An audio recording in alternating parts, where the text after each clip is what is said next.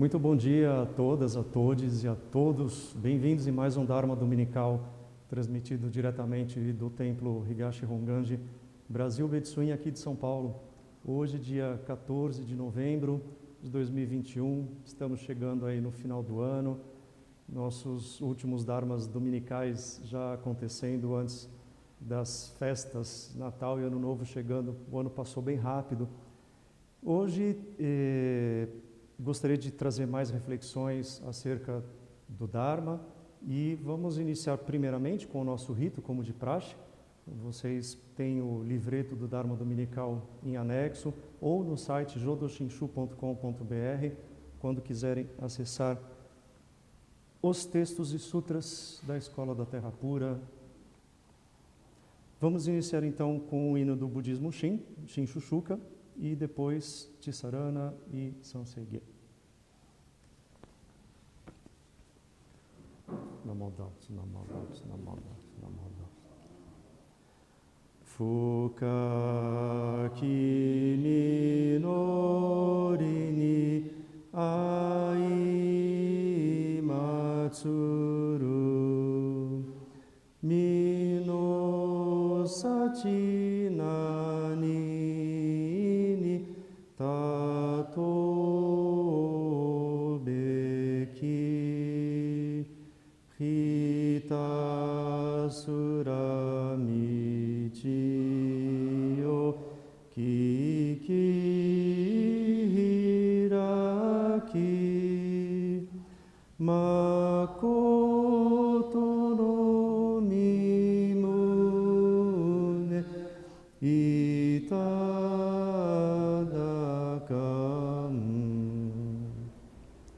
Towa no yami yori suku areshi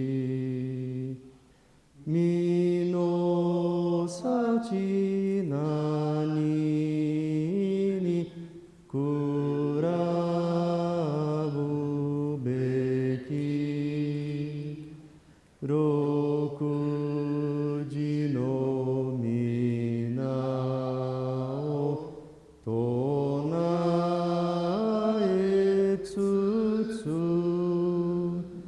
yo no nari wa ini iso shiman Omi no chito no edate naku miyoya no toku no toto sao wagahara karani tsutae tsutsu mikumi no tari o tomo ni sen. A que devo comparar a felicidade de encontrar a sublime doutrina? Esforcemo-nos em ouvir o caminho, abrindo-nos para receber a verdade. A que devo comparar a felicidade de ser salvo das trevas sem começo? Recitando o sagrado nome de 6 letras, sejamos diligentes nas lides do século. Unidos, os irmãos da Ken Dalimar transmitem aos companheiros a excelsa virtude do sublime iluminado, juntos, viajando para a terra da luz. Namo Dhamma, Namo Dhamma, Namo Dhamma.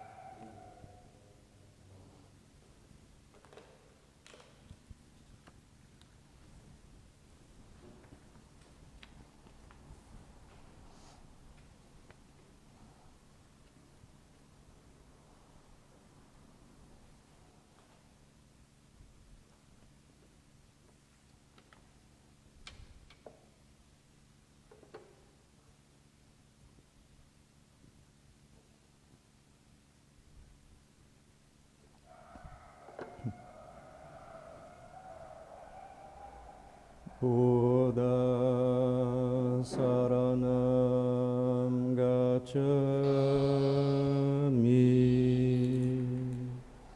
Dhammam saranam gacchami, Sangham saranam gacchami.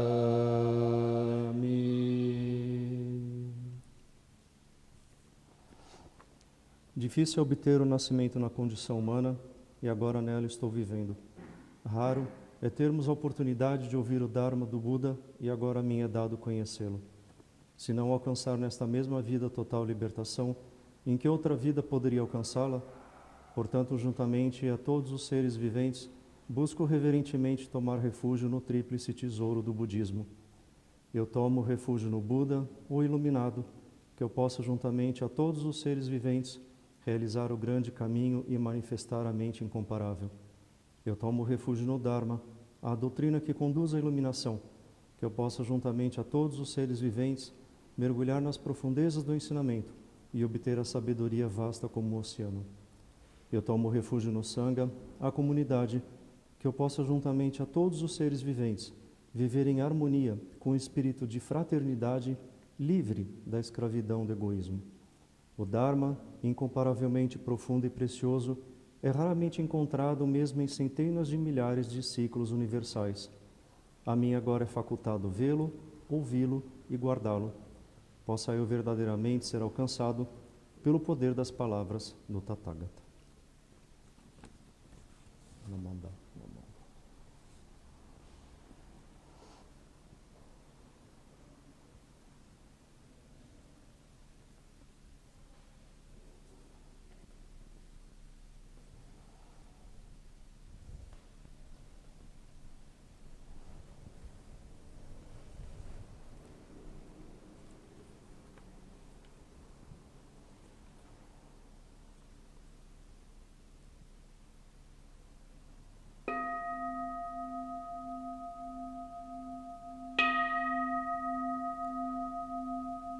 Fiz votos sem igual em todo o mundo.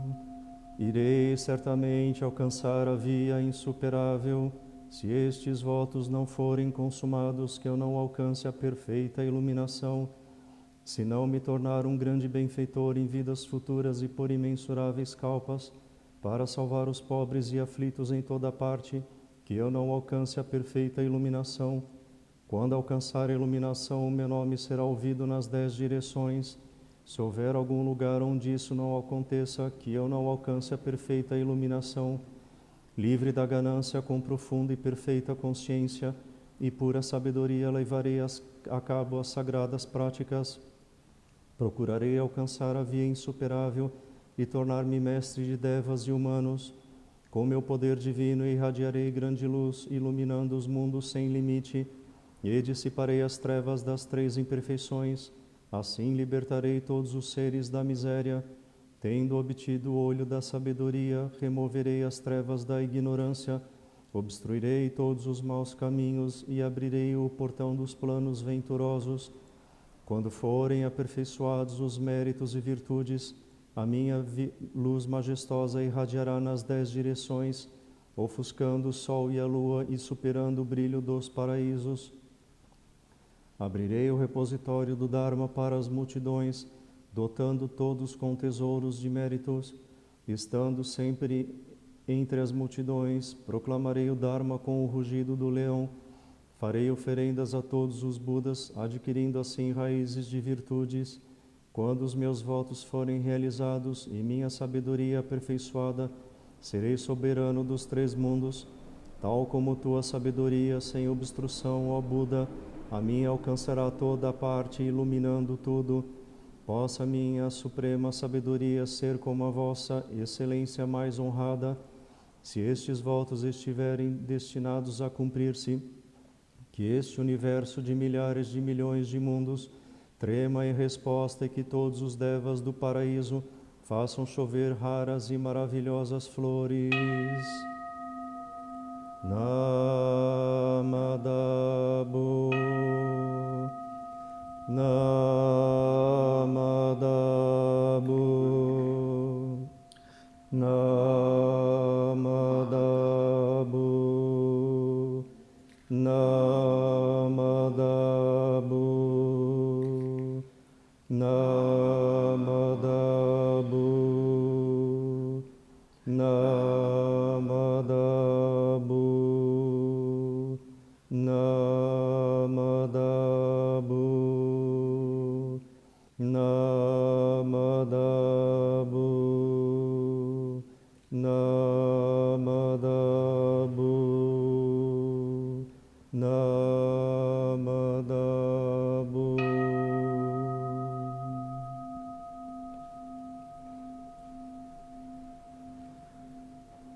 através desses méritos possamos beneficiar igualmente a todos os seres, para que despertem suas mentes búdicas e para que possam ir nascer na terra da paz e da alegria.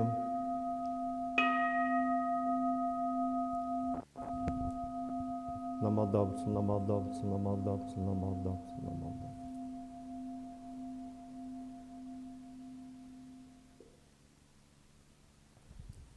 Namadavs, namadavs, namadavs.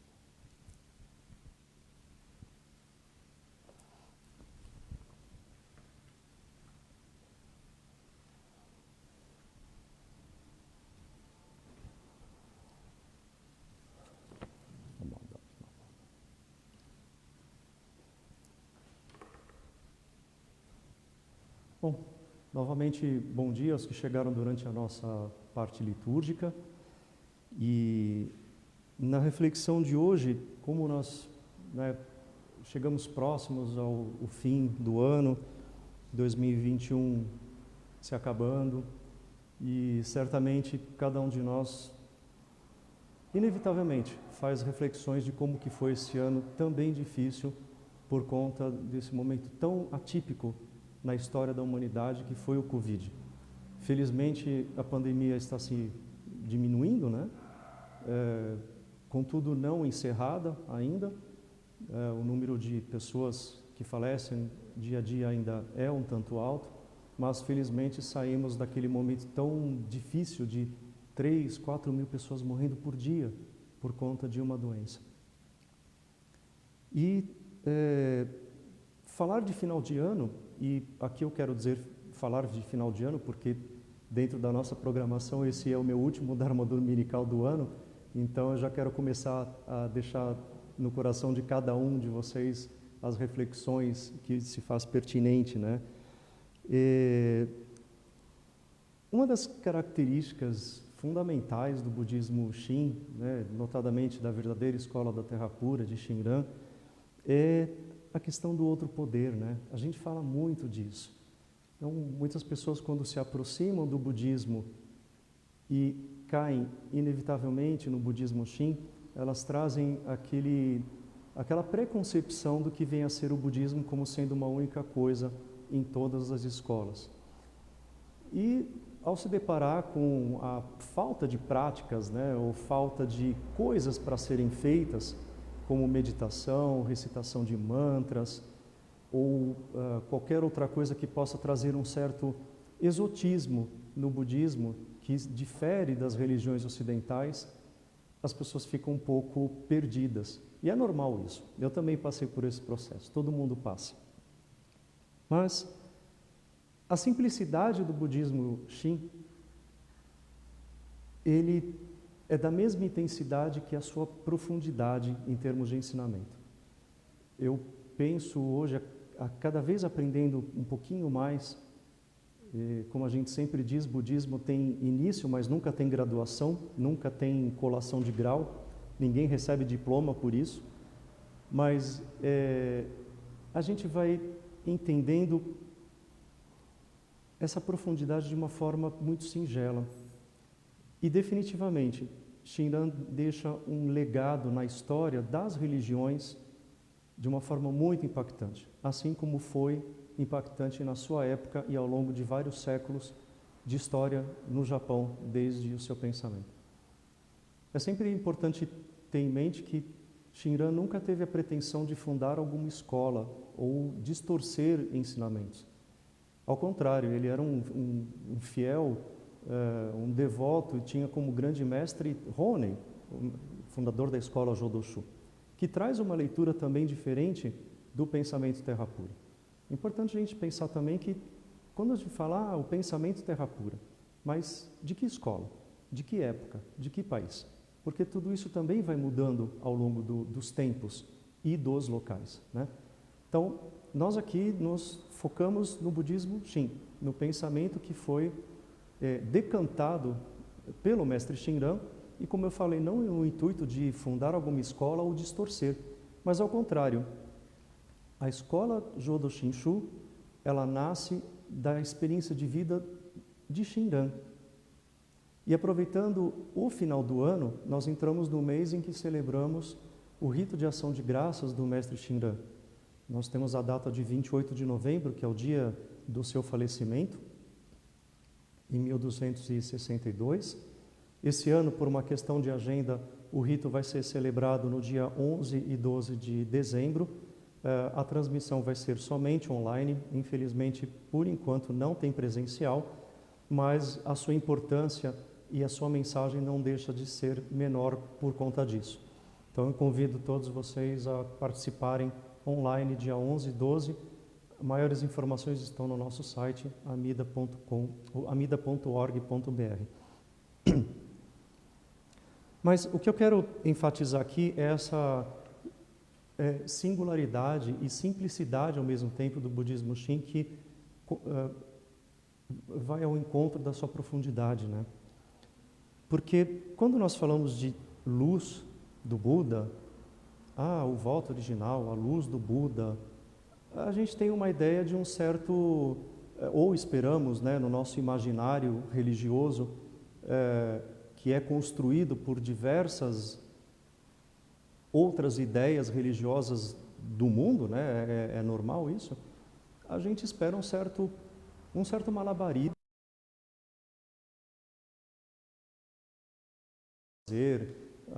um acúmulo de méritos, cânticos ou excentricidades que nos leva a sentir melhor. E, na verdade, num primeiro momento a gente encontra esse exotismo espiritual. Existe um lado místico no budismo Shin, sem dúvida, como todo o budismo. Ao mesmo tempo existe um lado litúrgico riquíssimo, como existe em todo o budismo. Às vezes algumas pessoas pensam, mas não tem liturgia nem ritual no budismo. Isso é talvez falta de conhecimento, mas em todas as escolas budistas, os rituais e as liturgias são muito grandes. E elas têm um papel fundamental em termos de religiosidade. Mas o que eu quero dizer com tudo isso é que, ao falar de luz do Buda, a gente pensa nessa, de repente acontecer alguma coisa mágica, ou acontecer alguma coisa espiritual. Como eu falei, a gente tem uma certa ideia preconcebida por conta de experiências religiosas do mundo, né, ao longo da história, é normal isso, de que algo vai acontecer. Mas o budismo Shin, ele faz algo que é extremamente desafiador, que é o auto-questionamento, que é a autocrítica, né?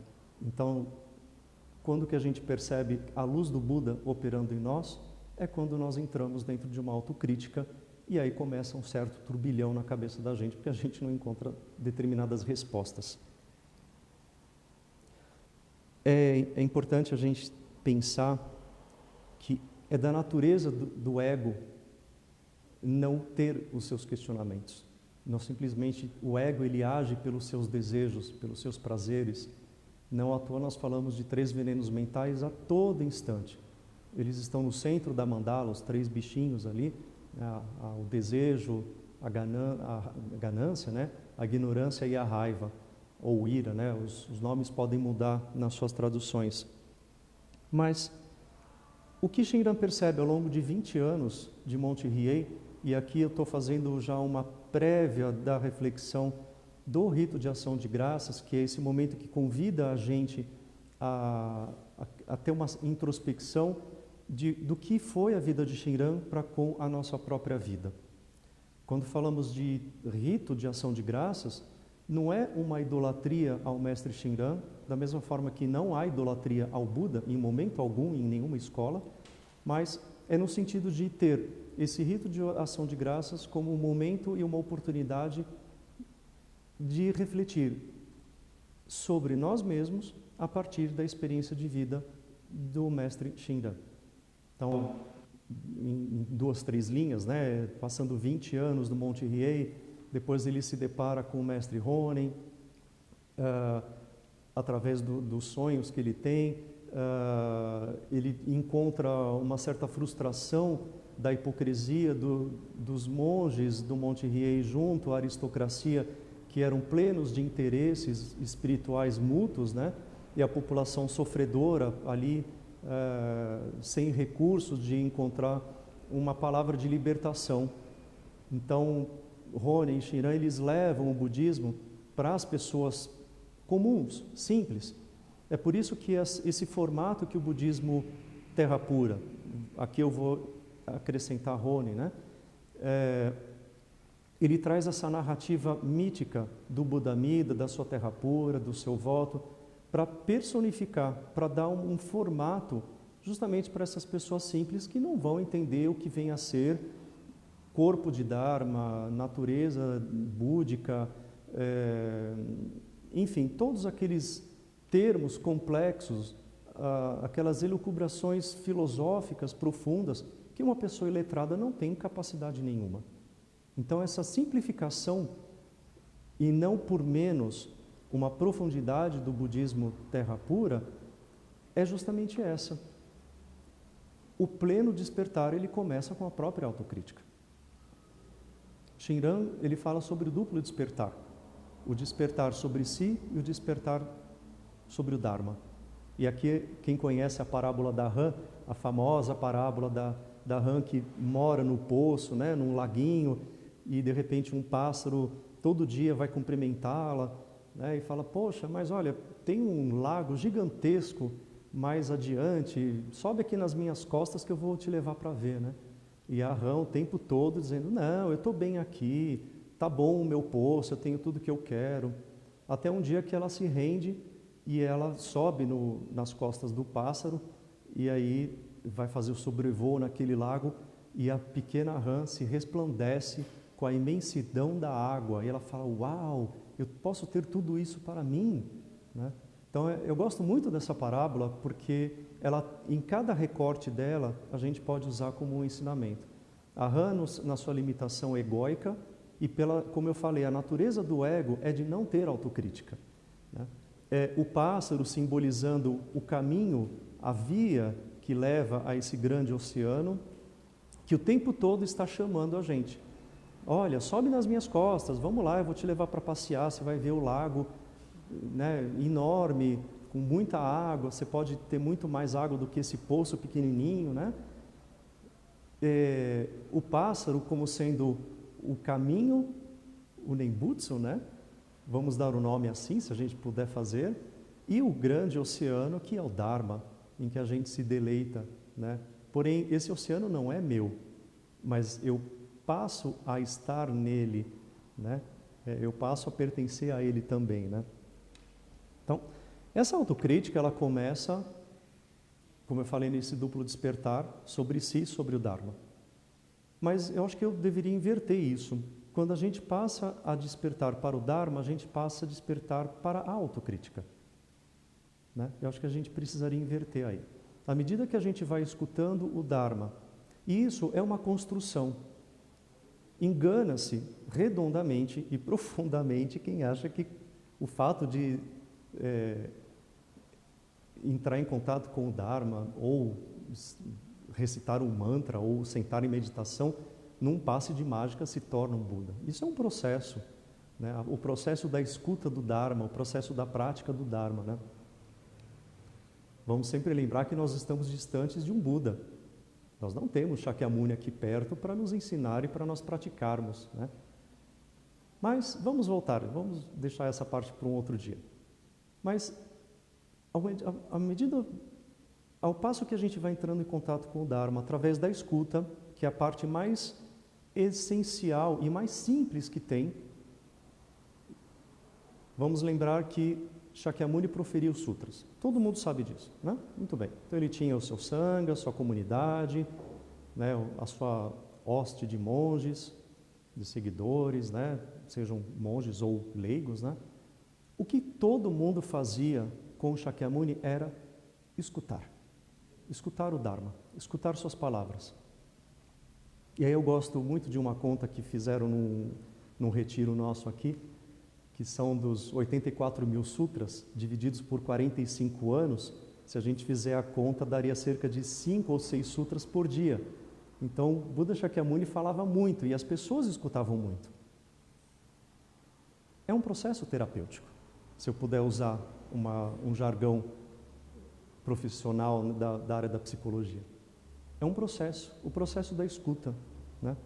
E esse processo da escuta, ele leva a gente ao processo da autocrítica através da experiência do dia a dia. Porque vai chegar uma hora, com o choque das circunstâncias, das causas e condições do dia a dia, que a gente vai falar assim: eu sou um péssimo budista. Que raio de budista é esse que não consegue se transformar? Né? Esses são os primeiros passos. Engana-se de novo quem acha que apenas acender um incenso, meditar, recitar mantras, vai ficar tudo bem. Vai ficar tudo bem na hora que a gente fizer isso. Na hora que a gente for para a rua, a coisa vai mudar. Né? É muito difícil. Então, ao mesmo tempo que a gente diz que o budismo Shin, ele é teoricamente simples, com a recitação do nome do Buda, com a questão da confiança e da fé, que a gente subestima demais. E Shinran fala que é uma prática muito fácil, porém difícil é obter Shinjin, obter a fé. Esse processo de reconstrução por meio da autocrítica, ela é muito grande. Para que serve o Nembutsu, então? A gente poderia ficar dias falando a respeito dele, mas uma das formas da gente entender é como uma forma de meditar a respeito do que vem a ser o nome. Não no sentido de um deleite ou um afago do ego, do tipo, estou recitando o Nembutsu, eu vou me tornar Buda, Namodava. Mas o que vem a ser o nome Namo Amida Butsu? Existe um quê de mistério nele, existe um quê de misticismo, existe um quê de profundidade que, como ser humano, eu não consigo penetrar nele. Por isso que a gente fala, na verdade, por isso que eu falei meditar a respeito. Não meditar de contemplação, meditar nesse exercício espiritual. Mas é parar, escutar e deixar a vida operar. Porém, isso não é um comodismo, mas é procurar entender o dia a dia através dos olhos do Dharma.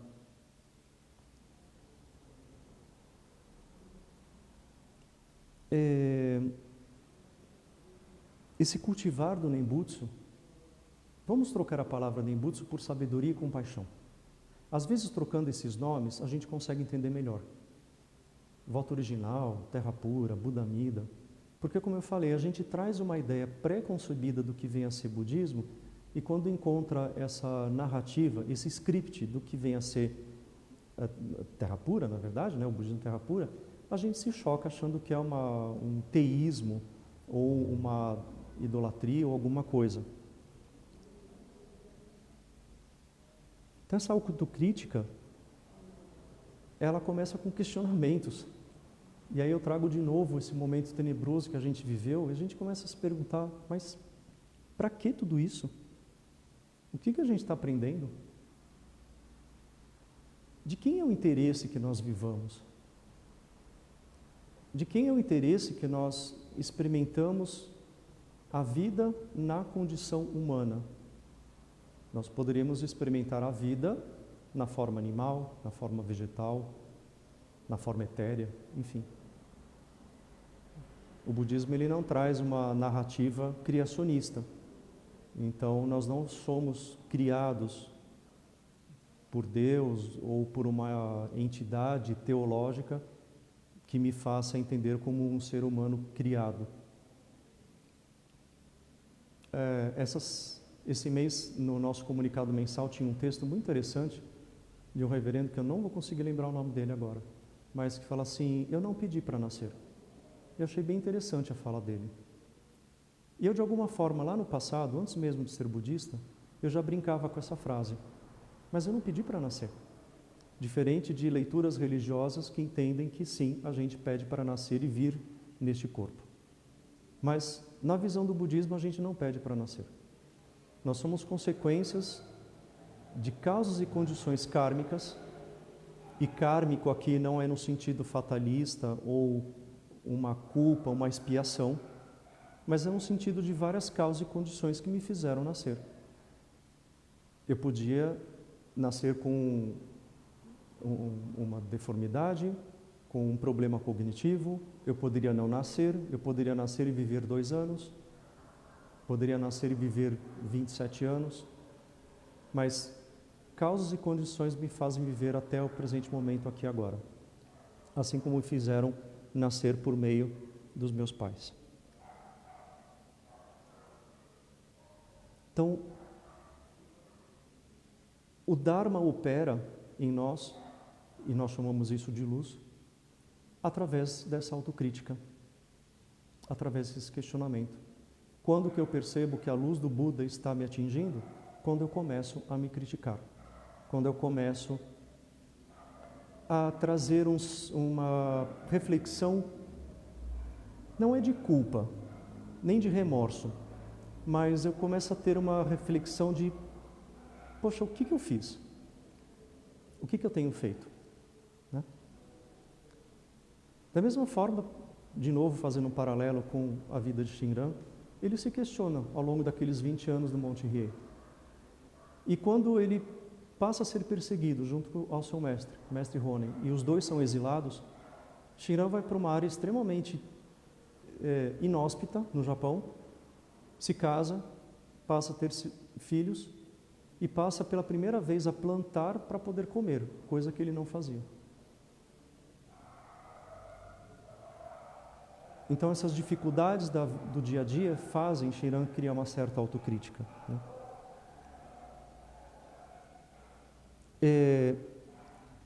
Fim de semana passado eu assisti um seriado que eu deixo para vocês como indicação. É um seriado coreano, que na verdade é uma novela que foi transformada em seriado. Chama Navirela. Navirela é um termo coreano que significa leveza da borboleta. Eu não sei falar em coreano, então só vou repetir o termo que é o título do seriado. Ele conta a história de um senhor chamado Shin, mas não é budismo Shin, por favor, em que ele se aposenta e com 70 anos ele começa a se questionar o que ele fez da vida dele. Casou, teve filhos, trabalhou 40 e poucos anos no Correio de Seul, mas ele renegou a coisa que ele mais amava, que era a essência do maior desejo dele, que era dançar balé. E aí, por meio de... a história se desenrola, e ele se depara com um rapaz de 23 anos, se não me engano, e ele quer aprender a dançar balé, com 70 anos. E ele vai aprender a dançar balé. Claro que tem todo um momento jocoso, né, ao mesmo tempo triste, né, as novelas asiáticas, né, as novelas coreanas, japonesas, como as mexicanas, elas são muito dramáticas, então a gente chora bastante. Mas o que eu achei interessante é que ele vai buscar a essência dele lá no passado, para realizar o maior sonho dele, que é dançar balé, sabendo de suas limitações, porque o seu corpo de 70 anos não tem a mesma elasticidade que alguém de 23 anos. É diferente de alguém com 70 anos que ao longo da vida estudou balé, tem uma certa elasticidade, mas alguém que nunca fez isso, né, querer fazer agora. E a lição desse seriado é muito interessante, porque buscar algo que está no passado. A natureza búdica que foi semeada, que foi plantada em todos os seres,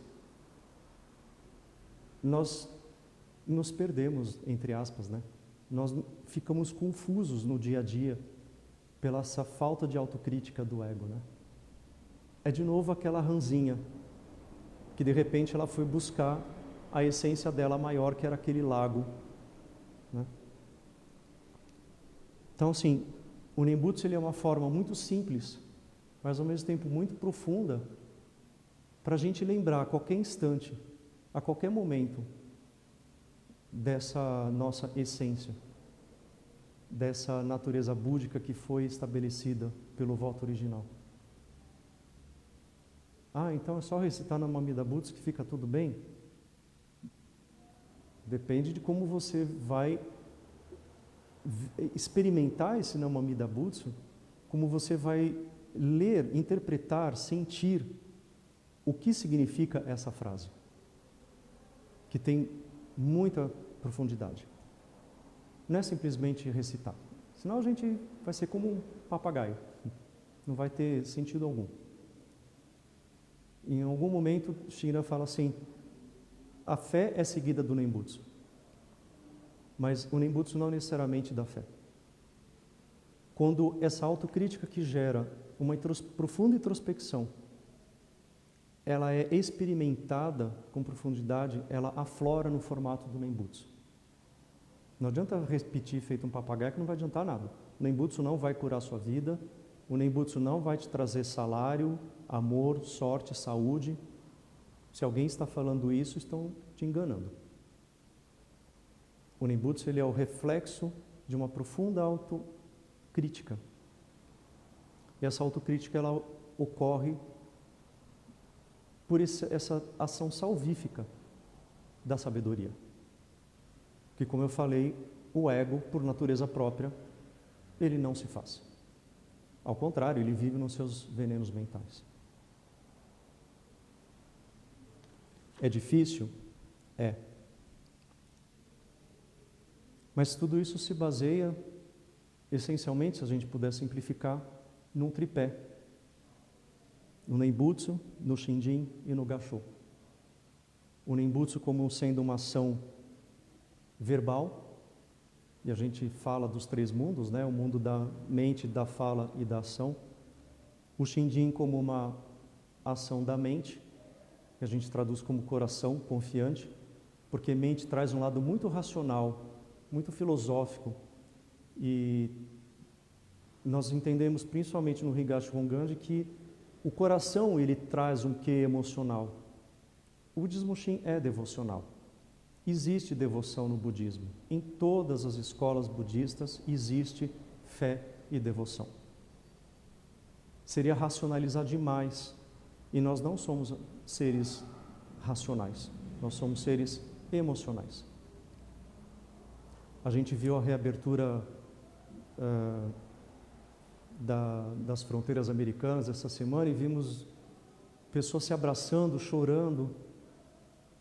Nós não somos racionais a ponto de dizer, o Covid mata, então tem que ficar quieto. Não, as pessoas são emotivas. E por último, a expressão maior que é o Gassho. O ato de se curvar, o ato de fazer reverência, é um grande desafio para o próprio ego. A gente não quer se render. Esse protagonismo de poder que a gente tenta explorar o tempo todo, né? Ele reluta nessa ideia de buscar poder o tempo todo. Nós não queremos nos render. Será que nós conseguimos nos curvar diante do Buda? Não, eu não me curvo diante de ninguém, mas isso é um absurdo. Me curvar diante de um Buda é uma idolatria. O que os seguidores, os devotos, os monges e leigos faziam com Shakyamuni? Né? Então, para finalizar, eu queria deixar essa reflexão de hoje nessa busca do apaziguamento do ego, né? Como que esse mau karma que nos faz viver no dia a dia, ele é tão pretensioso achar que nós conseguimos nascer na terra pura ou despertar por conta própria, sem o início de um processo de autocrítica. Né?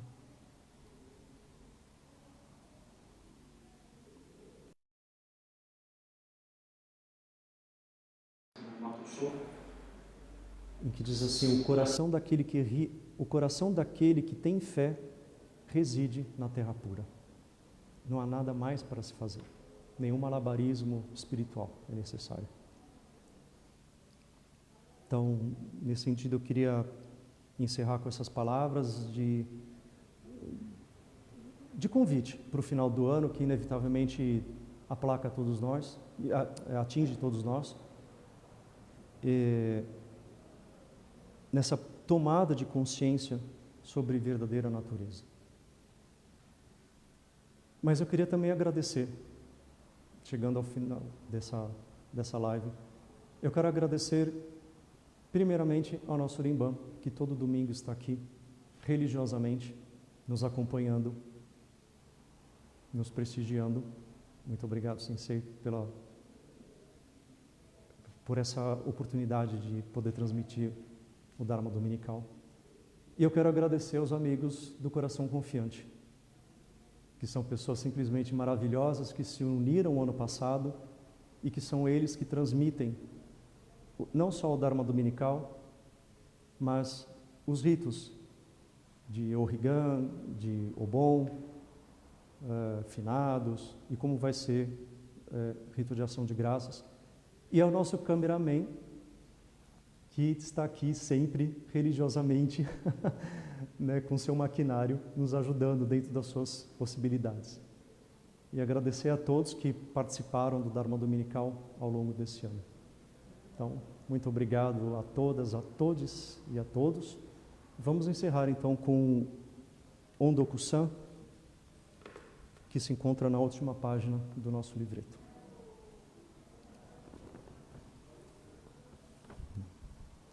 Mesmo que tenhamos que pulverizar nossos corpos, devemos retribuir a graça da grande compaixão do Tathagata. Mesmo que tenhamos que esmigalhar nossos ossos, devemos agradecer aos benefícios dos mestres. Nyorai